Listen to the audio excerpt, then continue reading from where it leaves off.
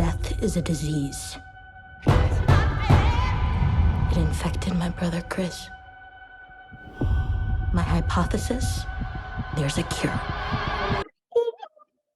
What's up, everyone? This is Inside Hollywood with Jazzie Belle, and you already know on this show, I interview the movers and shakers in Hollywood, so hopefully they can inspire you to dream big. And I am here with one of the biggest stars in Hollywood. You've seen him in movies like The Great Debaters, Black Panther, Training Day, and now, he's starring in The Angry Black Girl and Her Monster. Say hello to award-winning Denzel Whitaker. How are you, Denzel? Good. How you doing? Apparently, I'm moving and shaking.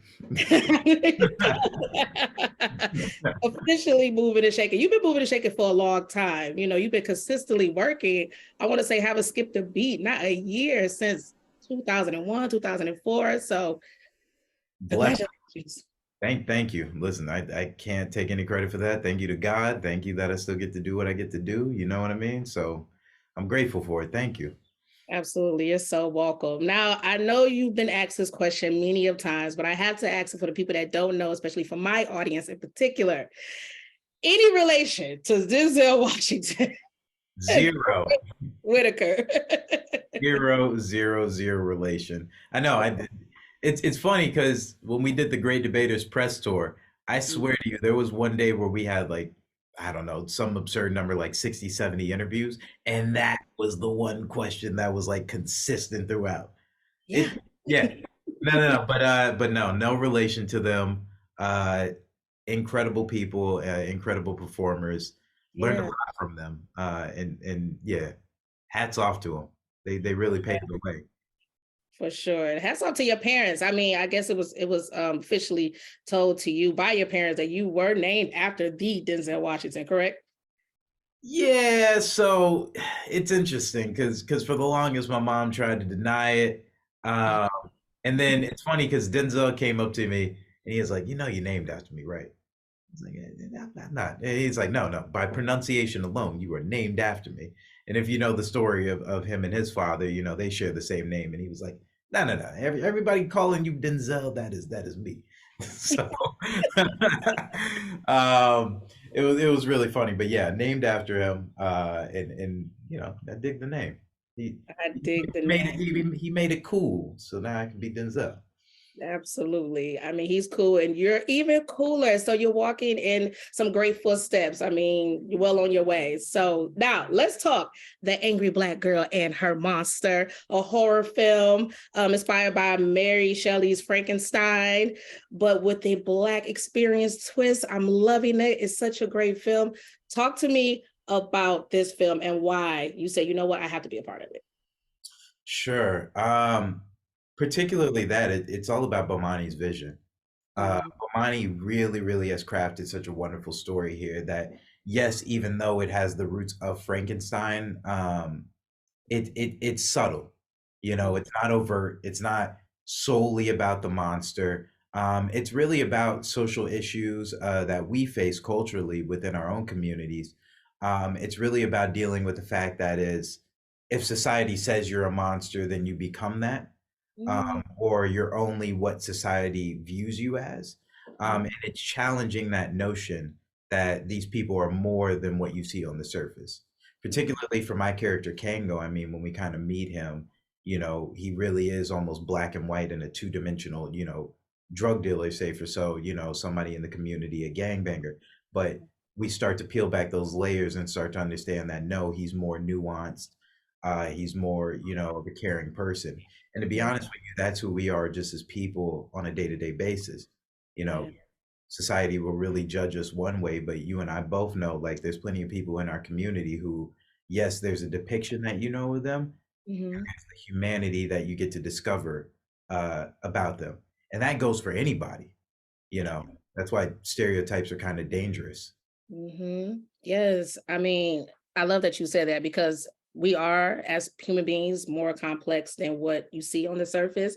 And with this film, I feel like it deals with a lot of different layers. And I have some of my personal favorite moments in the film, and I want to ask you what is yours. But can I share mine first? Go ahead, let me hear 'em.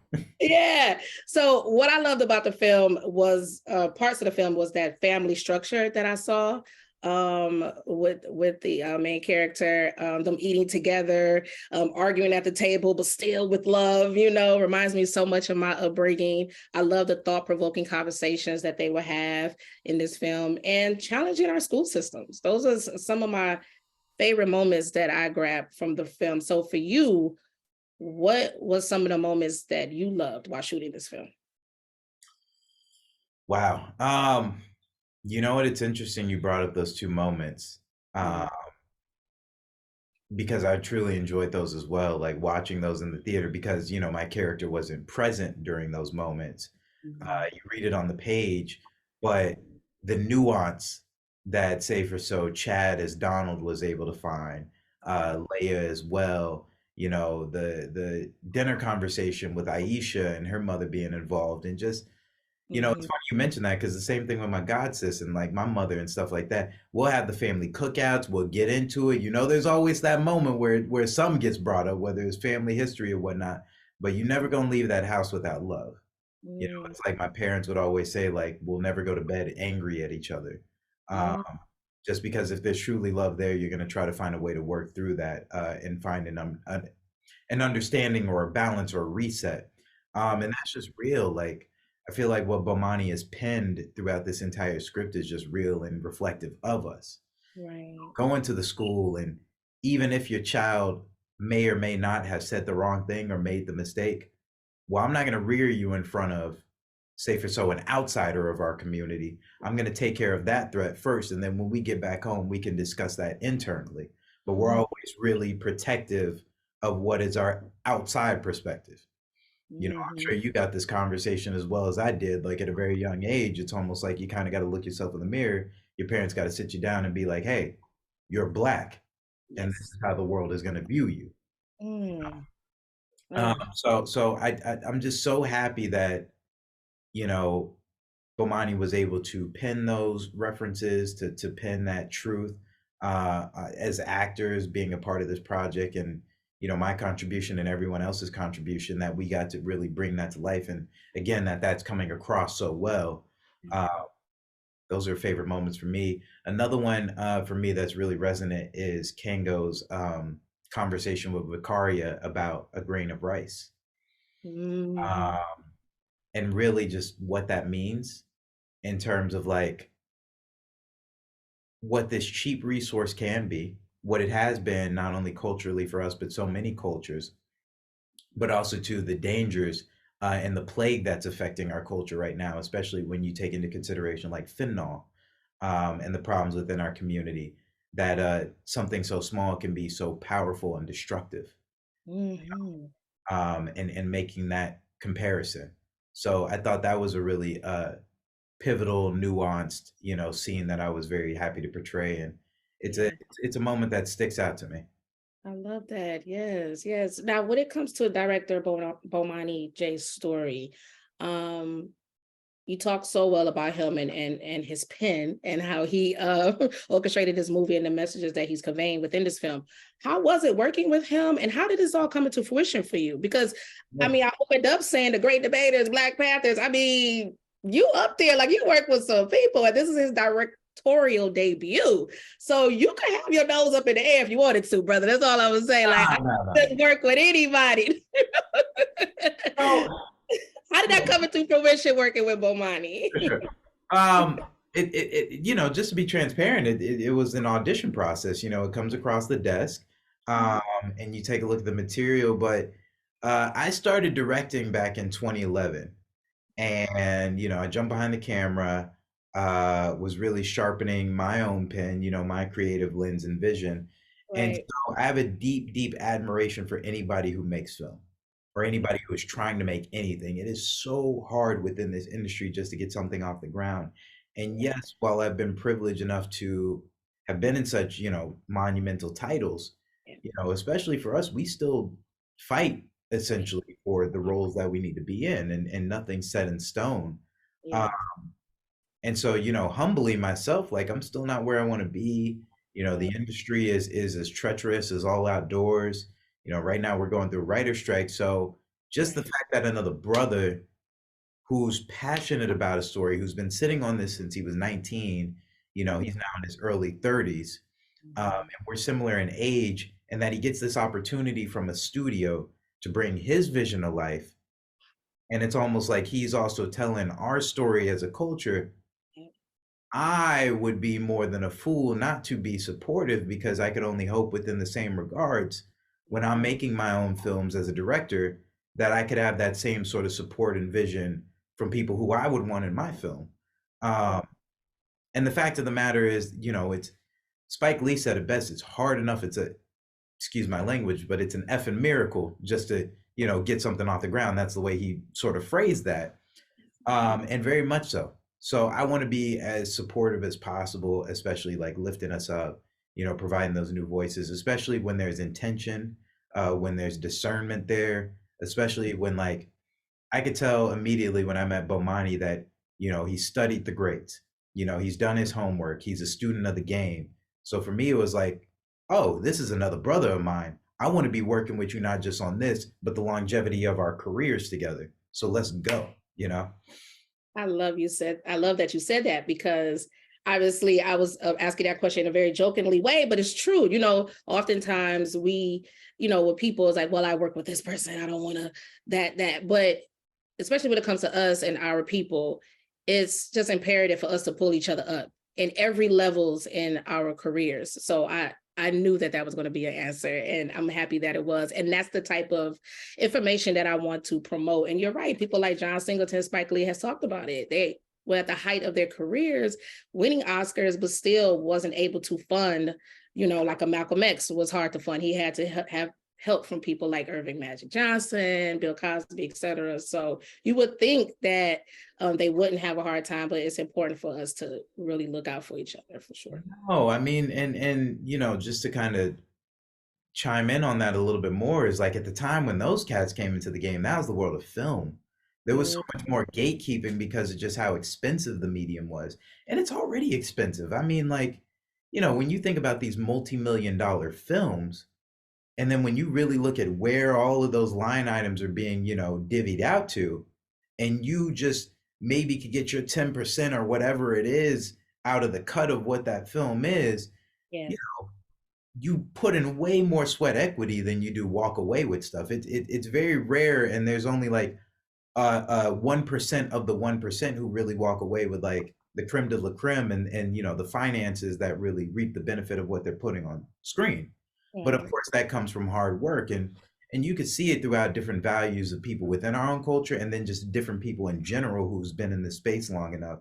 Like the longer I stay in this game and the more I hear stories and get to know other people's journey as well, is like it is a marathon, it's not a race.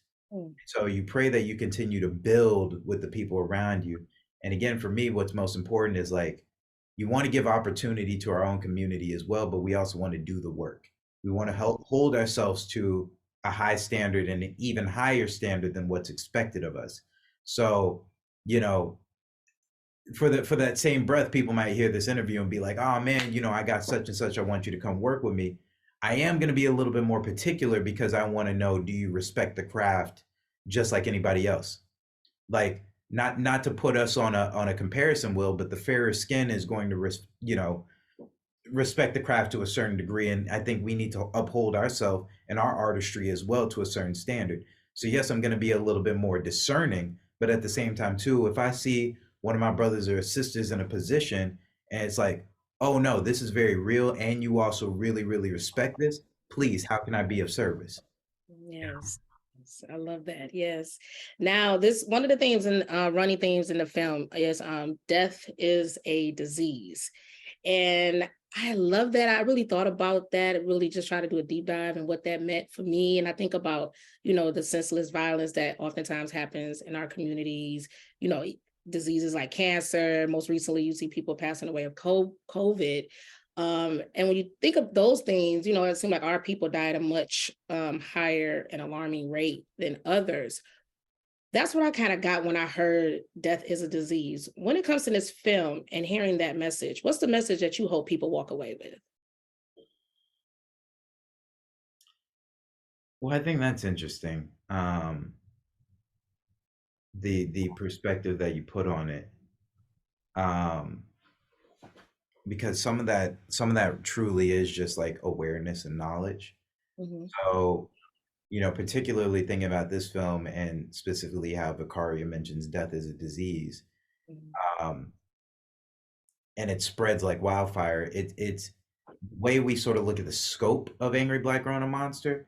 It's retaliation. It's hurt. It's not having the emotional tools per se to even deal with that. So within the community of drugs and violence and guns and losing each other, oftentimes we're not only fighting for survival, but at the same time too, we don't necessarily know how to process that. Like death is hard. The loss of somebody is hard in general. yeah, You add on top of that this feeling of wanting to retaliate, this feeling of, well, why did I lose somebody? This feeling of, well, I need to satisfy this feeling. You know, mhm, an mhm, eye for an eye makes the whole world blind. So, mhm, death that starts over here, and then you feel like you got to go get that payback, or you feel like you got to have some sort of justification of why it happens. And then now you took one of my family members, so now I got to take one of your family members. It spreads like a cancerous disease. yeah, So thinking about it in that scope, particularly for the angry black girl and a monster, you know, it absolutely is a disease, mhm, because it's hard to find compassion through so much hurt and trauma. yeah, It's hard to find unconditional love in those circumstances. yeah, Um, and that comes with maturity, healing, and awareness. And it's very similarly like death can be a disease based upon like what we eat, what we intake. You know what I mean? As you talk about, some of the health problems that we face. yeah, Uh, when you look at like long-standing cultures or cultures that practice, like Eastern medicine or more like herbal holistic approaches, this mhm, is based off of long-standing traditions and history. Whereas like when you think about America in itself, we're still very much an infant. And the Black American experience that has been stripped away of all of its cultural roots is still very much in its infantile stages as well. So mhm. unfortunately, the way we've went about treating ourselves is not the way that other cultures have, and maybe that's why other people are surviving and living longer than we do. And there's nothing wrong with modern medicine, but it's all about an understanding and an education along the way. Yeah. Yes. Well said. Listen, Denzel Whitaker, thank you so much for being here with Inside Hollywood. Is it funny that I say your name in full like that? I, you know, Would you prefer just Denzel? it's weird. It's what it is? Somebody told me once, like, okay, forgive me for a second, but they're like, oh man, you never really made it, or you're never really famous until people say your first and last name. But it's also weird because how many times do people like normally in a day-to-day setting address you as your first and last name? Never. Yeah, it's just a weird thing to hear, you know what I mean? But you have one of the coolest names on the planet. So that's really where it's coming from. So it's a compliment. Thank you. You're welcome. Thank you, Denzel. And listen, thank you for an amazing interview. The film is amazing. Continue to keep up the great work, and I'm rooting for you. So before you go, if you can, sum up this film in one word, what would it be?